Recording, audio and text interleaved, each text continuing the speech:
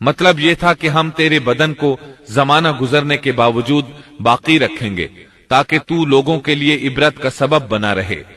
اللہ تعالیٰ نے اس کے بدن کو باقی رکھا تاکہ لوگ عبرت پکڑتے رہیں اور وہ بعد والوں کے لیے نشانی بنا رہے۔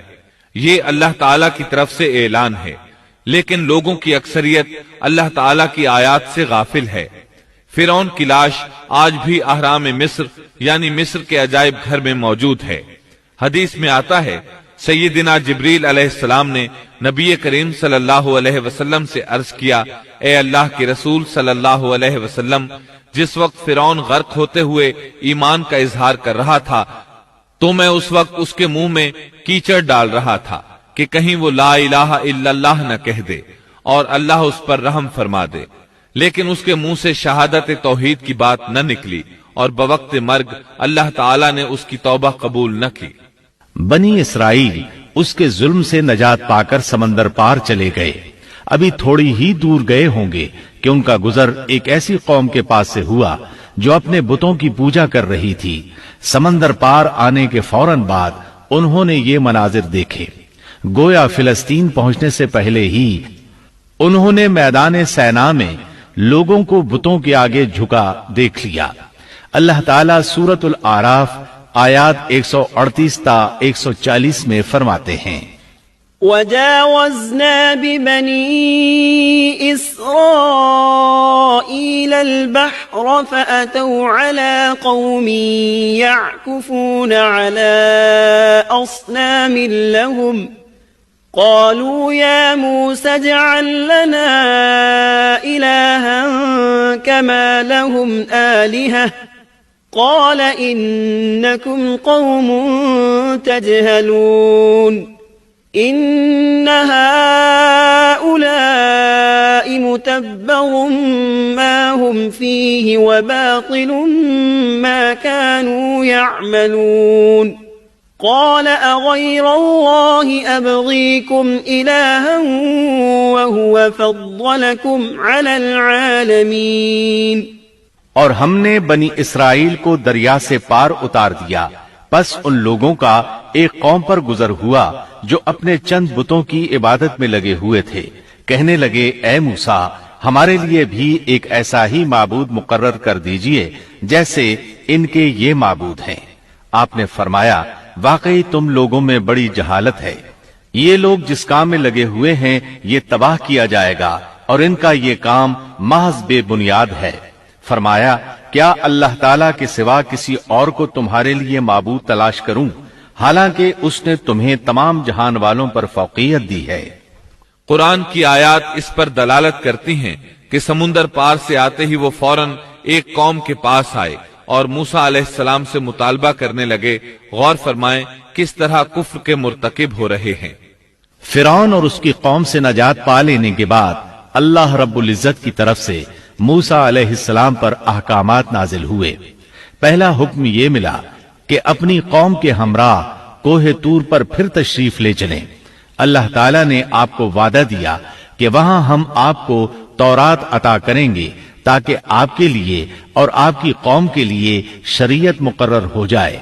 اللہ تعالیٰ سورۃ الاعراف آیت 142 میں فرماتے ہیں، وَوَاعَدْنَا مُوسَىٰ 30 لَيْلَةً اور ہم نے موسیٰ سے 30 راتوں کا وعدہ کیا۔ اللہ تعالیٰ نے موسیٰ علیہ السلام سے وعدہ کیا کہ جبل طور پر آئیں، وہاں 30 راتیں گزاریں، یعنی مکمل 1 مہینہ قیام کریں تاکہ ان دنوں میں تورات حاصل کر سکیں۔ موسیٰ علیہ السلام اپنی قوم کو لے کر روانہ ہوئے۔ آپ تیز چلتے ہوئے اپنی قوم سے پہلے کوہ طور پر جا پہنچے تاکہ اللہ تعالیٰ کو خوش کر سکیں اور کتاب الہی تورات حاصل کر سکیں۔ بنی اسرائیل اس وقت لاکھوں کی تعداد میں تھے۔ ظاہر ہے اتنے بڑے ہجوم اور لشکر کا تیزی سے حرکت کرنا ممکن نہیں تھا۔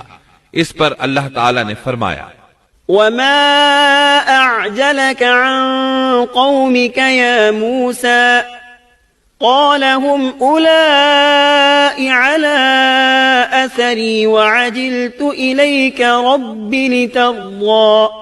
اے موسیٰ، تجھے اپنی قوم سے غافل کر کے کون سی چیز جلدی لے آئی؟ کہا کہ وہ لوگ بھی میرے پیچھے ہی آ رہے ہیں اور اے میرے پروردگار، میں نے تیری طرف اس لیے جلدی کی کہ تو راضی ہو جائے۔ کوہ طور پر یہ موسیٰ علیہ السلام کی دوسری آمد تھی۔ دوسری بار بھی انہیں اسی بابرکت درخت کے پاس اللہ پاک سے ہم کلام ہونے کا شرف حاصل ہو رہا تھا۔ موسیٰ علیہ السلام کی رسالت کے مقاصد کا پہلا مرحلہ پورا ہو چکا تھا۔ بنی اسرائیل ذلت و رسوائی اور عذاب عظیم سے نکل آئے تھے۔ اب وہ آزاد فضا میں سانس لینے کے قابل تھے، لیکن ان کے دلوں میں شرک و بت پرستی کے پرانے اثرات باقی تھے۔ یہی وجہ ہے کہ سمندر سے نکلتے ہی انہوں نے بت پرستی کا مطالبہ کر دیا تھا، لہذا ضروری تھا کہ ان کی تربیت کی جائے۔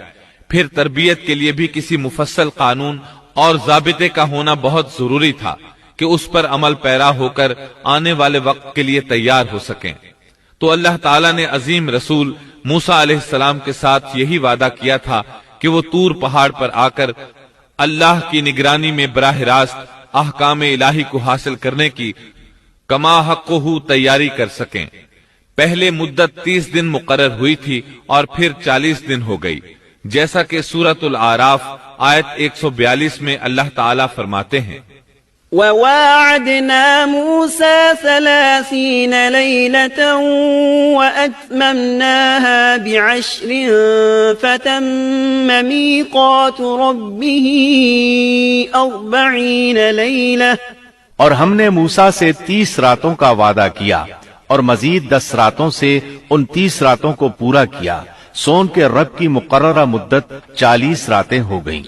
موسیٰ علیہ السلام اپنی قوم سے رخصت ہوتے وقت اپنے بھائی ہارون علیہ السلام کو اپنا خلیفہ بنا گئے تھے، جیسا کہ اللہ تعالیٰ سورۃ الاعراف آیت 142 میں فرماتے ہیں، وَقَالَ مُوسَى لِأَخِيهِ هَارُونَ اخْلُفْنِي فِي قَوْمِي وَأَصْلِحْ وَلَا تَتَّبِعْ سَبِيلَ الْمُفْسِدِينَ۔ اور موسیٰ نے اپنے بھائی ہارون سے کہا، تم میری قوم میں میری جانشینی کرنا اور ان کی اصلاح کرتے رہنا اور فساد کرنے والوں کی راہ پر مت چلنا۔ موسیٰ علیہ السلام اپنی قوم کو چھوڑ کر چلے گئے۔ انتظامی معاملات کے لیے ان میں ایک حاکم بھی مقرر کر گئے، یعنی اپنے بھائی ہارون کو، جو اللہ کے نبی تھے۔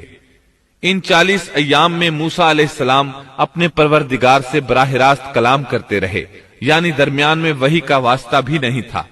اللہ تعالیٰ بھی ان سے بغیر کسی واسطے کے کلام کرتے رہے۔ اسی وجہ سے آپ کا لقب کلیم اللہ ہے، یعنی اللہ سے کلام کرنے والا۔ اللہ سبحانہ و تعالی سورۃ النساء آیت 164 میں فرماتے ہیں، وَكَلَّمَ اللَّهُ مُوسَى تَكْلِيمًا۔ اور موسیٰ سے اللہ تعالیٰ نے صاف طور پر کلام کیا۔ جب موسیٰ علیہ السلام مقررہ وقت پر وہاں پہنچے اور اللہ تعالیٰ نے ان سے کلام کیا تو عرض کرنے لگے کہ اے میرے پروردگار، مجھے اپنا دیدار کرا دیجئے، میں آپ کو ایک نظر دیکھ لوں۔ ارشاد ہوا، تم مجھے ہرگز نہیں دیکھ سکتے، کیونکہ دنیاوی آنکھ میں اتنی طاقت و ہمت نہیں کہ وہ باری تعالیٰ کو دیکھ سکے، جیسا کہ سورۃ الانعام آیت 103 میں ارشاد ربانی ہے، لا تدركه الأبصار وهو يدرك الأبصار وهو اللطيف الخبير۔ اس کا تو کسی کی نگاہ بھی احاطہ نہیں کر سکتی، اور وہ سب نگاہوں کو محیط ہو جاتا ہے، اور وہی بڑا باریک بین اور باخبر ہے۔ حدیث معراج میں بھی ہے کہ جب ابو ذر رضی اللہ عنہ نے رسول اللہ صلی اللہ علیہ وسلم سے پوچھا، حل رأیت ربک، یعنی کیا آپ نے اپنے رب کو دیکھا بھی ہے، تو آپ نے فرمایا تھا، نور انا اراہ، یعنی وہ تو نور ہے، میں اسے کیسے دیکھ سکتا ہوں۔ اس حدیث مبارکہ سے بھی یہی ثابت ہوتا ہے کہ آپ نے اللہ کا دیدار نہیں کیا، جیسے اللہ تعالیٰ نے موسیٰ علیہ السلام سے فرما دیا تھا کہ تو مجھے نہیں دیکھ سکتا۔ ابو موسیٰ اشعری رضی اللہ عنہ سے مروی ایک روایت میں ہے کہ نبی اکرم صلی اللہ علیہ وسلم نے فرمایا، حجابه النور وفي رواية النار لو كشفها لأحرقت سبحات وجهه ما انتهى إليه بصره من خلقه۔ اس کا تو کسی کی نگاہ بھی احاطہ نہیں کر سکتی، اور وہ سب نگاہوں کو محیط ہو جاتا ہے، اور وہی بڑا باریک بین اور باخبر ہے۔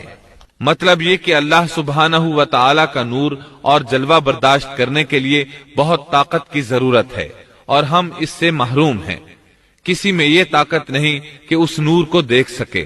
اللہ تعالیٰ موسیٰ علیہ السلام کے سوال کے جواب میں سورۃ الاعراف آیت 143 میں فرماتے ہیں، لن تراني ولكن انظر إلى الجبل فإن استقر مكانه فسوف تراني فلما تجلى ربه للجبل جعله دكا وخر موسى صعقا فلما أفاق قال سبحانك تبت إليك وأنا أول المؤمنين۔ تم مجھے ہرگز نہیں دیکھ سکتے، لیکن تم اس پہاڑ کی طرف دیکھو، اگر وہ اپنی جگہ پر برقرار رہا تو تم بھی مجھے دیکھ سکو گے۔